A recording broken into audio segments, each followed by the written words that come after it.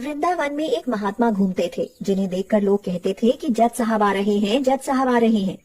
एक संत से किसी ने पूछा, इन्हें जज साहब क्यों कहते हैं? तो संत बोले, अब साधु हो गए हैं, पहले जज थे, पुराना नाम अभी भी चल रहा है, साधु क्यों हुए? दक्षिण भारत में एक छोटी सी जगह थी, लोक अदालत की तरह वहाँ ये जज थे। वहाँ एक गांव में एक बड़ा सीधा सरल आदमी रहता था। नाम था भोला। भोला नाम तो लोगों ने रख दिया था, क्योंकि वो था भी बिल्कुल भोला। वो राम जी के अलावा किसी को जानता ही नहीं था। भोला केवट जाति का था। गांव का कोई भी व्यक्ति उससे पूछता तो भोला बोलता था कि रघुनाथ जी जाने, मैं तो कुछ नहीं जानता। भोला के 2 बेटे और एक बेटी थी। बेटी विवाह के योग्य हो गई। बेटे ने कहा, पिताजी, आप धनी सेठ के यहाँ जाकर उनसे कुछ रुपए उधार ले लीजिए।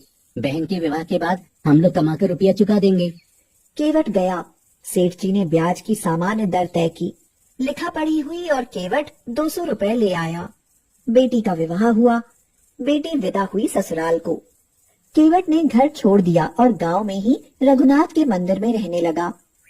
केवट के बेटों ने काम करना शुरू किया। पिताजी, ये लीजिए रुपए, जाकर सेठ जी को वापस कर दीजिए। केवट ने जाकर सेठ को ब्याज सहित रुपए वापस लौटा दिए। सेठ ने रसीद बना दी कि सारा रुपया वापस मिल गया। केवट को रसीद दी और कहा, केवट पढ़ूं क्या लिखा है? सेठ जी, रघुनाथ जी जाने, मैं तो कुछ नहीं जानता, क्या लिखा है? इस पर सेठ जी के मन में पाप आ गया कि इससे दोबारा पैसा लिया जा सकता है। ये कागज हमें दे दो और तुम जाकर पानी ले आओ। केवट पानी लेने गया तो सेठ जी ने वो रसीद अपने पास रख ली और एक कागज पर कुछ ऐसे ही लिखकर केवट को दे दिया। केवट कागज लेकर मंदिर आ गया। उसने रसीद रघुनाथ जी के चरणों में चढ़ाकर अपने कमरे में रख दी। इधर सेठ जी ने मुकदमा कर दिया कि भोला ने रुपया लिया, वापस नहीं दे रहा है। मांगने पर कहता है कि मैंने रुपया चुका दिया है। अदालत में केवट को जाना पड़ा। वही जज जो महात्मा हो गए थे, उन्होंने सुनवाई शुरू की। जज ने पूछा, तुमने सेठ से रुपया लिया था? तो केवट ने कहा, हाँ। चुका दिया? हाँ। इसका प्रमाण? केवट ने वही कागज जज साहब के आगे बढ़ा दिया जो सेठ जी ने उसे दिया था। जज बोले, ये कोई सबूत नहीं है, इसमें कुछ लिखा ही नहीं है। ये सुनकर केवट रोने लगा। दयालु हृदय जज साहब ने कहा, रो मत, तुमने जब सेठ जी को रुपया दिया था तो तुम्हारे और सेठ जी के बीच में कोई तीसरा था? केवट की जो आदत थी, स्वभाव था, उसी भाव से बोला, सत्य कहता हूँ जज साहब, मैंने जब सेठ जी को रुपया दिया था तो मेरे और सेठ के बीच में रघुनाथ जी के अलावा और कोई नहीं था। ठीक है, तुम जाओ, अगली तारीख पर आना। जज साहब ने सोचा कि रघुनाथ कोई केवट के गांव का रहने वाला आदमी होगा। उन्होंने अपने खर्चे से रघुनाथ के नाम पर सम्मन जारी कर दिया। चपरासी पूरे गांव में सम्मन लिए घूमा। उस गांव में रघुनाथ नाम का कोई आदमी ही नहीं था। चपरासी परेशान हो गया। इसी दौरान एक व्यक्ति ने कहा कि गांव में रघुनाथ नाम का कोई नहीं है, लेकिन रघुनाथ जी का एक मंदिर जरूर है। तो चपरासी बोला, वही बताओ।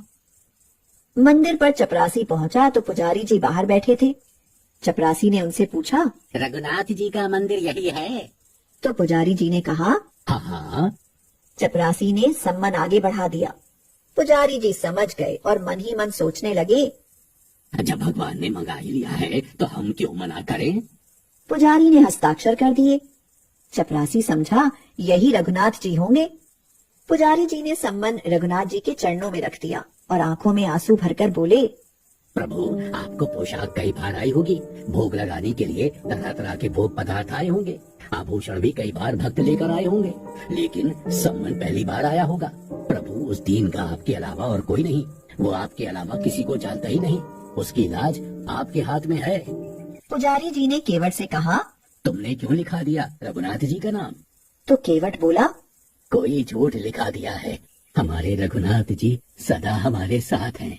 पुजारी तारीख के एक दिन पहले ही केवट से बोले, तुम आज ही जाओ ताकि समय से पहुंच जाओ। रघुनाथ जी की तो रघुनाथ जी ही जाने। केवट रघुनाथ जी के चरणों प्रणाम करके चला गया। दूसरे दिन पुजारी जी सुबह जल्दी जगे, भगवान की आरती पूजा की, भोग लगाया। उनको लग रहा था कि आज भगवान पहली बार बाहर जा रहे हैं, कपड़े अच्छे पहनाए और रोने लगे।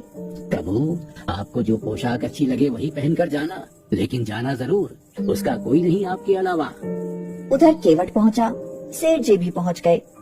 जज साहब ने पूछा, केवट, तुम्हारे गवाह रघुनाथ जी कहाँ हैं? तो केवट ने कहा, साहब, यही कहीं होंगे, वो तो सब जगह रहते हैं। जज साहब फिर केवट की बात समझ नहीं पाए। चपरासी बोला, रघुनाथ हाजिर हो, रघुनाथ हाजिर हो, रघुनाथ हाजिर हो। 3 बार चपरासी ने ऐसे जो आवाज लगाई तो उसने देखा कि एक बूढ़ा आदमी हाथ में लकड़ी पकड़े, कमर झुकी हुई, हाथ से इशारा किया। साहब के सामने आज रघुनाथ जी गवाह बनाए थे। सेठ जी देखकर चौंक गए कि ये कौन आ गया। जज साहब ने पूछा, आप थे वहाँ? तो रघुनाथ जी ने कहा, हाँ, केवट ने रुपया दिया है। इसका प्रमाण? हाँ, इन्होंने रसीद भी लिख ली थी। सेठ जी को यहीं रखा जाए। इनके मकान की सामने वाली बैठक के सामने वाली दीवार पर 3 अलमारियां हैं। उसकी बीच वाली अलमारी में वही रखी है। 32 नंबर की उसी में रसीद अभी तक सुरक्षित रखी है। भगवान से क्या छुप सकता है। सिपाही भेजे गए, बही और रसीद मिल गई। सेठ जी को दंडित होना पड़ा। केवट बाइज्जत बरी हुआ। रघुनाथ जी चले गए। अब जज साहब ने सोचा, इतने दिन हो गए फैसला सुनाते सुनाते, पर ऐसा गवाह आज तक नहीं पहुंचा। जज साहब ने केवट से अकेले में पूछा, ये रघुनाथ जी कहाँ रहते हैं? जहाँ हम रहते हैं। तुम कहाँ रहते हो? जहाँ रघुनाथ जी रहते हैं। हम समझे नहीं, तुम लोग एक ही जगह, एक ही गांव के रहने वाले हो? हाँ हुजूर, आपको कैसे समझाएं, आप तो पढ़े लिखे हो। पढ़े लिखों को समझाना बहुत कठिन है। भक्त और भगवान की बात। ये हैं कौन? हुजूर, ये वो हैं जिनका मंदिर है। इन्होंने मंदिर बनवाया है?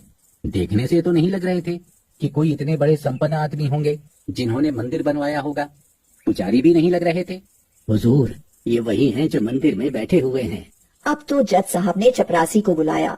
चपरासी कांपने लगा, कहने लगा, हुजूर, ये वो आदमी नहीं था जिसने हस्ताक्षर किए थे। इसके बाद जज साहब ने गांव में पता लगाया तो भाव विह्वल हो गए। अपने बंगले पर आए और रोने लगे। लोग बोले, अरे तो इसमें रोने की क्या बात है, खुश होना चाहिए कि दर्शन हो गए। तो जज साहब ने बड़ी भाव भरी बात कही, आज बड़ी गलती हो गई। जिसकी अदालत में एक दिन सबको जाना है, वो पालनहार आज मेरी अदालत में आए थे और मैं बैठा रहा और वो खड़े थे। मैंने बहुत बड़ी भूल कर दी, उनको पहचाना तक नहीं। लोगों के जीवन का फैसला करने वाले को ही मैं फैसला सुना रहा था। दूसरे दिन जज साहब ने अपना इस्तीफा दे दिया। वृंदावन आ गए, साधु जीवन बिताया। मंदिर में जाते तो अंदर नहीं, बाहर से ही दरवाजे की धूल सिर पर चढ़ा लेते। मुझसे अपराध हुआ है। भगवान मेरे सामने खड़े रहे और मैं बैठा रहा। अब कैसे उन्हें अपना मुंह दिखाऊं? तभी से जज साहब रोज मंदिर के बाहर से ही कुछ देर खड़े रहकर लौट जाते हैं।